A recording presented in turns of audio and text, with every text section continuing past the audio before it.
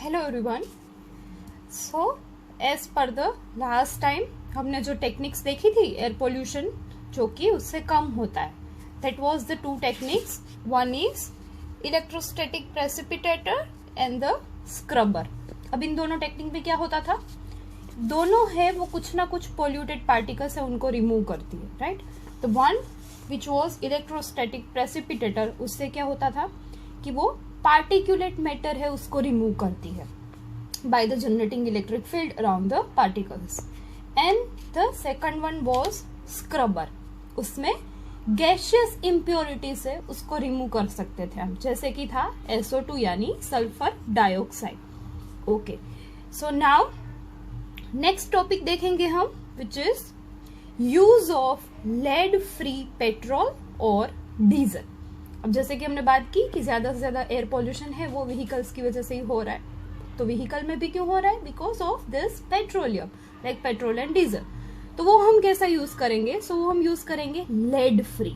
अब now why it is so चलिए देखते हैं उसके बारे में।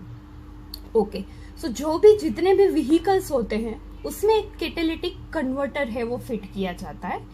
अब ये कन्वर्टर क्या है, जो कि हार्मफुल गैसेस होते हैं उसको ये नॉर्मल गैसेस में कन्वर्ट करते हैं, यानी वो हार्मफुल न रहे ऐसे कुछ गैसेस में उसको कन्वर्ट कर देता है। तो ये कन्वर्टर्स है वो व्हीकल्स में लगाए जाते हैं। अब क्या होता है, जब हम ऐसे लेड वाला पेट्रोल यूज करते हैं, पेट्रोल जो कि उसमें लेड मेटल हो, उसकी वजह से क्या हो जाएगा, ये कन्वर्टर्स है वो खराब हो जाते हैं। और जैसे ही ऑब्वियसली ये कन्वर्टर खराब हो जाएंगे, इट मीन्स व्हाट कि सारा जो भी धुआं बाहर निकलेगा व्हीकल में से वो कैसा होगा, हार्मफुल ही रहेगा, क्योंकि ये कन्वर्टर ही तो उसको कन्वर्ट करते हैं। अब ये ही नहीं रहेंगे तो ऑब्वियसली एनवायरमेंट में क्या हो जाएगा, हार्मफुल गैसेस है वो रिलीज होंगे, राइट। सो ऐसा कुछ इस टॉपिक में दिया गया। Hope you guys understand, right. Now देखते हैं लाइन बाय लाइन। सो सबसे पहले हम कन्वर्टर की बात करें कि वो होता कैसा है और किससे बना है। So the catalytic converters having expensive metals names platinum, यहाँ पे atomic number दिया गया है, palladium which is atomic sign and the number, and the rhodium which is RH45. Now as the catalysts are fitted into automobiles for reducing emission of poisonous gases. ये converters है वो ऐसी expensive metal से बना हुआ होता है और क्या काम करता है, सो रिड्यूस करता है एमिशन ऑफ पॉइजनियस गैसेस। कैसे रिड्यूस करता है, तो उसको कन्वर्ट कर देता है ऐसे हार्मफुल गैसेस को। ओके, तो अभी वो देखते हैं। So as the exhaust passes through the catalytic converter, unburnt hydrocarbons are converted into a carbon dioxide and water. So here is the reaction, basic reaction है। unburnt हाइड्रोकार्बन जो भी बच जाते हैं पेट्रोल डीजल में, उसको ये कन्वर्टर क्या कर देता है, कन्वर्ट कर देता है CO2 प्लस H2O में। ओके, देन अगर उसमें मान लो कार्बन मोनोऑक्साइड और नाइट्रोजन ऑक्साइड है, ऐसे कुछ गैसेस बच गए, जैसे कि here it is carbon monoxide and nitric oxide are changed to यानी converted into a carbon dioxide and nitrogenous gases. Obviously carbon dioxide से ज्यादा हार्मफुल है कार्बन मोनोऑक्साइड। क्यों, बिकॉज ऑफ देयर वैलेंसेस, कि ये अभी अनस्टेबल है तो उसकी वजह से क्या हो जाएगा, they have tendency to bind with someone else, और नए नए वो फॉर्मूला है, नए कुछ कॉम्प्लेक्सेस है वो बनाना स्टार्ट कर देंगे which are harmful in the environment, right, for us specially for the human beings. So ऐसा ना हो इसलिए उसको कन्वर्ट कर दिया जाता है ऐसे कुछ गैसेस में which are not that harmful, right. So motor vehicles with catalytic converter should use unleaded petrol because lead inactivates the catalyst. Okay, so हमें व्हीकल से कि जिसमें ये कन्वर्टर फिट किया गया हो, ऑब्वियसली अभी हर व्हीकल्स में ये आते ही हैं, सो उसमें हमें कैसा पेट्रोल यूज करना चाहिए, लेड फ्री पेट्रोल है that we have to use. Why, because this lead lead to a corrosion in this converter and क्या हो जाएगा, ये मेटल से जो भी एक्सपेंसिव जो कि ये कन्वर्टर में यूज होती है उसका कुछ कन्वर्जन कर देते हैं, and that is because of क्या हो जाएगा, ये कन्वर्टर है वो खराब हो जाएगा, like that is no more use for the changing of this gases. So what is the beneficial of that, तो उसका कुछ यूज ही नहीं रह जाएगा अगर वो काम ही नहीं करेगा तो, राइट। तो उसकी वजह से हमें ये लेड फ्री पेट्रोल है या तो डीजल है उसको यूज करना चाहिए। ओके, नाउ CNG हम यूज तो करते हैं उसके फायदे तो हमने देखे 4, बट उसमें अभी एक प्रॉब्लम भी आता है. क्या आता है? So one difficulty is that कि the main problem is to laying down the pipelines to deliver the CNG through distribution points. like जैसे कि पेट्रोल पंप्स है वैसे ही पंप्स है CNG, उसमें ट्रांसफर करने में प्रॉब्लम आता है. And ensuring uninterrupted supply. अभी उसको ट्रांसपोर्टेशन का एक प्रॉब्लम रहता है क्योंकि इसके टैंकर्स वगैरह है वो मोस्टली नहीं यूज की जाते हैं. पाइपलाइन से वही डालनी पड़ती है CNG के लिए ताकि लीकेज कम से कम हो और ज्यादा से ज्यादा यूज कर पाए हम लोग. तो उसकी वजह से ये CNG को पहुंचाने में एक जगह से दूसरी जगह पे पाइपलाइंस फीड करनी होगी पूरे इलाके में, पूरे एरिया में. और that one is difficult in the case of CNG. बाकी के सारे जो भी पॉइंट्स है वो पॉजिटिव है. लाइक CNG है हम लोग यूज कर सकते हैं बड़ी आसानी से. सो इन केस ऑफ दिल्ली, जैसे कि हमने अगले वीडियो में बात की थी कि दिल्ली में सबसे ज्यादा पॉल्यूशन है, उन्होंने एक चीज ये की कि व्हीकल है उसको पेट्रोल डीजल की जगह पे CNG में कन्वर्ट कर दिया. उसके अलावा दिल्ली ने क्या क्या चेंजेस किए? So phasing out of old vehicles. Old जो भी पुराने व्हीकल्स हो गए जिसका इंजन है वो भी इतना एफिशिएंटली वर्क नहीं कर रहा है तो उसको चेंज कर दिए. सारे पुराने व्हीकल्स थे उसको बदलवा दिए गए यानी बंद कर दिए गए. फिर use of unleaded petrol. Petrol ऐसा यूज कर रहे हैं जिसमें कि लेड ना हो, ओब्वियसली जैसे कि हमने बात की थी, ताकि कैटालिटिक कन्वर्टर है वो बिगड़ नहीं जाए. Then use of low sulphur petrol and diesel. ऐसा पेट्रोल एंड डीजल जिसमें सल्फर का अमाउंट है वो कम से कम हो. Then use of catalytic converter in the vehicles. Then application of stringent pollution level norms for the vehicles etc. अब ये पोल्यूशन के लिए, पोल्यूशन के लेवल को कम करने के लिए कुछ नॉर्म्स है वो बनाए गए हैं, कुछ स्टैंडर्ड्स है वो रखे गए हैं by the government, our Indian government. तो उसको है वो स्ट्रिक्टली फॉलो करते हैं इन केस ऑफ व्हीकल्स. तो इतने कुछ और भी चेंजेस है जो कि दिल्ली में किए गए to reduce the pollution. Okay, so the last and next topic is mass emission standards in India. जैसे इधर ही हमने अभी बात की नॉर्म्स की, जैसे कुछ स्टैंडर्ड्स है वो यूज किए जाते हैं रिगार्डिंग द व्हीकल्स. ऐसे ही व्हीकल है वो नहीं बन जाते, उनकी कुछ पॉलिसीज होती है, उसके कुछ स्टैंडर्ड्स होते हैं कि कैसे होने चाहिए, कैसे बनते हैं, कैसा इंजन होना चाहिए, कैसे फ्यूल एफिशिएंट होना चाहिए. तो उसके कुछ स्टैंडर्ड्स है जो कि इंडिया में कैसे फॉलो होते हैं उसकी बात करते हैं अभी हम लोग. So the mass emission standards in India. Now all the standards are based on the European regulation. अभी इंडिया है वो जो भी ये स्टैंडर्ड फॉलो करते हैं, स्टैंडर्ड गाइडलाइंस है वो फॉलो करते हैं, वो as per the European regulations है. So we are following the European guidelines. वहां पे जैसे ही नॉर्म्स है सेम टू सेम हम लोग यहाँ पे यूज करते हैं in case of manufacturing the vehicles. So the government of India through a new auto fuel policy has laid out to cut out vehicular pollution.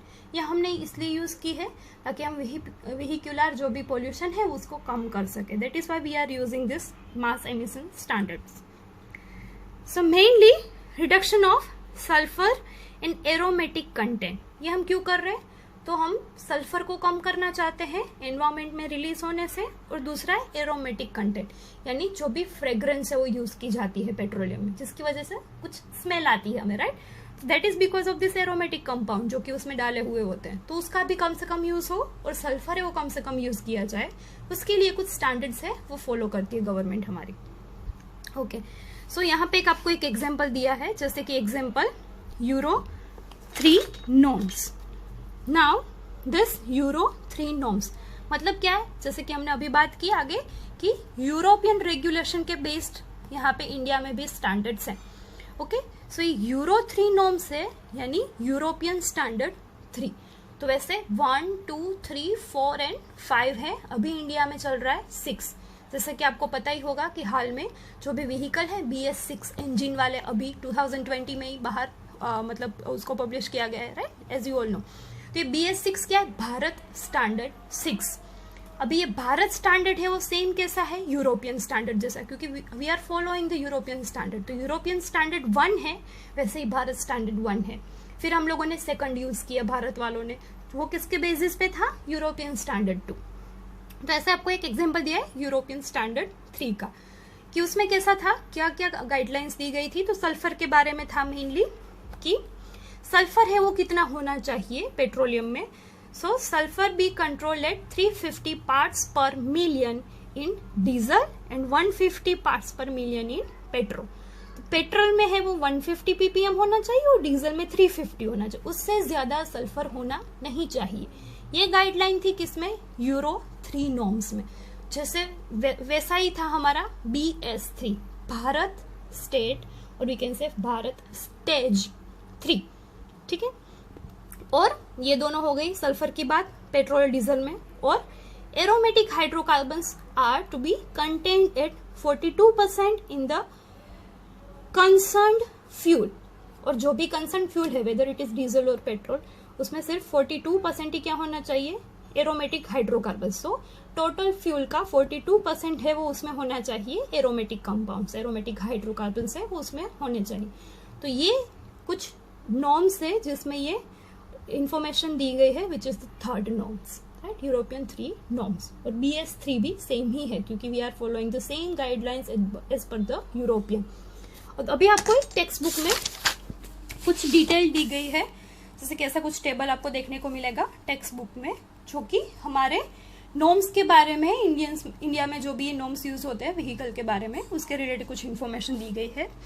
But उससे पहले है कि हम क्यों कर रहे हैं ऐसी चीजें. सो द मोटो और the goal is, the goal behind this is to reduce sulphur to 50 ppm in petrol and diesel and bring down the level of 35%.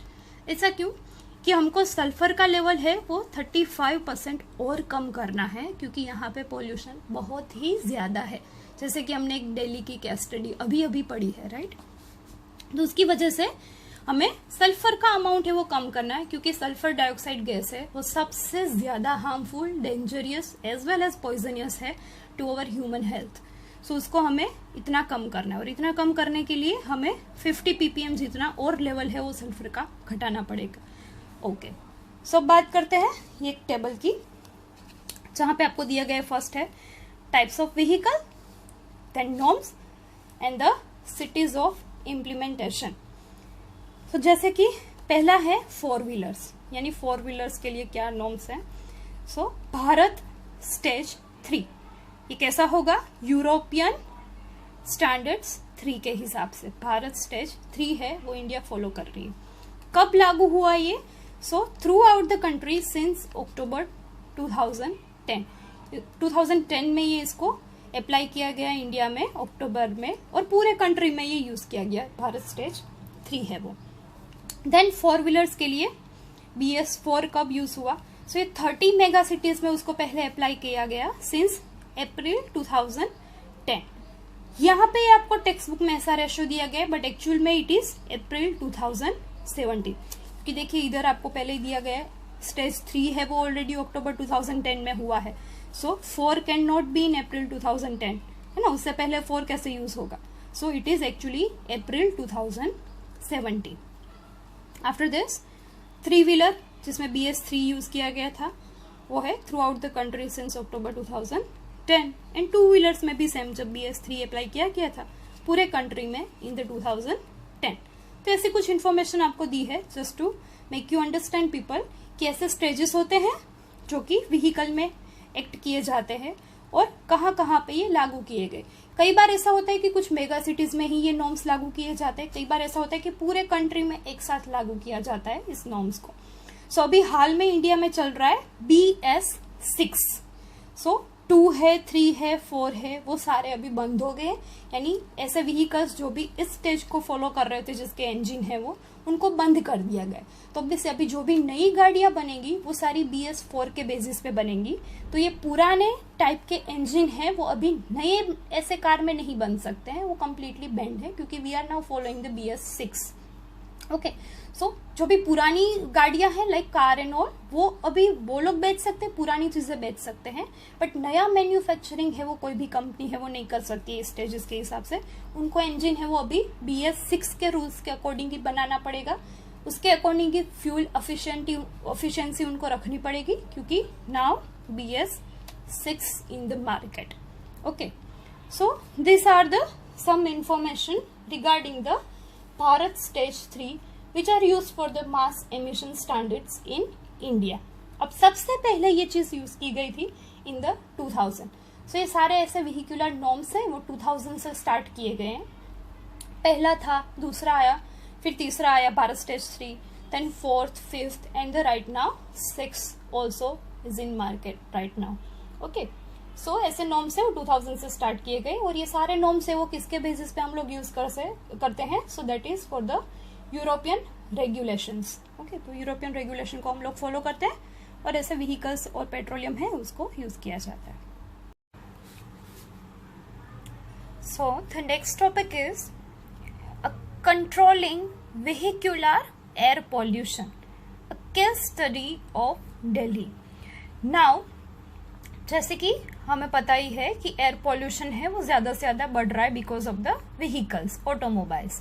Okay, और उसमें भी अगर हम इंडिया में बात करें तो अगर सबसे पहले आपको पूछा जाए कि इंडिया में सबसे ज्यादा पोल्यूटेड स्टेट कौन सा है या तो सिटी कौन सा है, then the first thing will come into mind our that is Delhi, right. Delhi में सबसे ज्यादा प्रदूषण आजकल है, ऐसा नहीं आजकल है, पहले से ही है और अभी भी वो कायम ही है कि सबसे ज्यादा दिल्ली में ही पॉल्यूशन है, राइट। सो उसके रिलेटेड कुछ आपको नंबर्स दिए गए, कुछ जनरल इंफॉर्मेशन है regarding the pollution in the Delhi. So the first is Delhi is the most polluted city in the India और we can say state in the India. Now उसमें ऐसा क्यों है, ज्यादा पॉल्यूशन क्यों है? So here is the point कि it has more cars than the state of Gujarat and West Bengal put together. अब इन दोनों स्टेट के टोटल व्हीकल्स को आप कंबाइन करो, उससे ज्यादा तो ये सिर्फ एक दिल्ली में ही है। तो भी ज्यादा ऑटोमोबाइल से ज्यादा वाहन है, उसकी वजह से क्या हो जाएगा, ज्यादा पॉल्यूशन भी हो रहा है। That is very obvious, right. दूसरा कुछ नंबर है, सर्वे किया गया था, रिसर्च किया गया था, that in the 1990s Delhi ranked 4th among the 41 polluted cities of the world। पूरी दुनिया में टोटल 41 polluted city के कुछ सर्वेस किए गए थे, कुछ रिसर्च किया गया था, उसमें इंडिया का दिल्ली है वो 4th रैंक पे है। So now by this you can assume कि कितना पॉल्यूशन होगा वहां पे, right. Now air pollution in Delhi become so serious that public interest litigation, that is PIL, was filed in the Supreme Court of India। अभी ये इतना सारा pollution देख के कुछ वहां पे सरकार है वो ज्यादा ही जागरूक हुई कि अभी now this is the very serious cause, कि इतना ज्यादा पॉल्यूशन है तो नाउ अभी उसके लिए कुछ करना पड़ेगा। तो उसके लिए PIL है वो फाइल की गई थी सुप्रीम कोर्ट में कि कुछ चेंजेस लाने पड़ेंगे दिल्ली में, व्हीकल्स में, इंजिन्स में और उसके यूजेस में, कि पेट्रोलियम में, सब में। तो ये चेंजेस क्या कर सकते हैं उसके रिलेटेड एक पिटिशन है वो फाइल की गई थी, लिटिगेशन है वो फाइल की गई थी, राइट। नाउ अभी जैसे कि इतना पॉल्यूशन हो रहा है, सो उसमें कर क्या सकते हैं हम ये पॉल्यूशन घटाने के लिए? तो गवर्नमेंट है उन्होंने कुछ चेंजेस किए दिल्ली के रूल्स एंड रेगुलेशन में कि जिसकी वजह से पॉल्यूशन है वो कम किया जा सके कुछ। So the government was asked to take appropriate measures, including switching over all the public transport, especially buses, from diesel to compressed natural gas, which is CNG। तो सबसे पहले तो वहां पे सरकार ने क्या किया, उन्होंने सोचा कि अभी जितने भी ट्रांसपोर्ट है, स्पेशली गवर्नमेंट ट्रांसपोर्ट है, बसेस है जो भी सारी, ये जो कि सिटी बसेस है, दूसरी भी बसेस है दिल्ली में, उनको क्या किया जाए, तो जैसे कि वो डीजल पे चलती है तो उसको डीजल को चेंज करके उसको CNG में कन्वर्ट किया जाए। तो एक ये चीज कर सकते हैं जिसकी वजह से पोल्यूशन कम हो जाए। CNG means compressed natural gas, hope you all know about that, right. Okay, so उसकी वजह से क्या हो गया, सो पॉल्यूशन है ऑब्वियसली कुछ कम तो होगा ही क्योंकि पेट्रोलियम कम हो गया और वहां पे व्हीकल सबसे ज्यादा है, right. So at the end of 2002 all the buses of Delhi converted to run on CNG। 2002 के एंड तक वहां की सारी बसेस है उसको CNG में कन्वर्ट कर दिया गया। सो एक भी डीजल बस अब वहां पे है नहीं, लाइक स्पेशली गवर्नमेंट बसेस है वो डीजल नहीं है। After this substantial fall in CO2 and SO2, which is carbon dioxide and sulfur dioxide level, has been found in Delhi between the 1997 and 2005। उसकी वजह से CO2 एंड SO2 लेवल में बहुत सारी गिरावट आई, बहुत कम हो गया एनवायरमेंट में से, जो कि 1997 एंड 2005 में ये फाइंड किया गया कि ये जो भी डिसीजन लिया गया सरकार द्वारा उसकी वजह से कम तो हुआ CO2 and SO2, but still it is not that much low कि वो हार्मफुल नहीं कहा जाए, पॉल्यूटेड सिटी नहीं कहा जाए, इतना भी लेवल कम नहीं हुआ है, बट हाँ ऑब्वियसली उसकी वजह से चेंजेस बहुत सारे आए, राइट। ओके, सो यहाँ पे अभी हमने बात की CNG की कि CNG में कन्वर्ट किया, तो क्यों भाई CNG में ही क्यों कन्वर्ट किया? सो ऑब्वियसली उसका कुछ यूज ज्यादा ही होना चाहिए, अच्छा होना चाहिए देन द पेट्रोलियम, तभी उसका यूज कर रहे हैं हम लोग। तो ये कैसे बेनिफिशियल है हमारे लिए उसके बारे में बात करते हैं।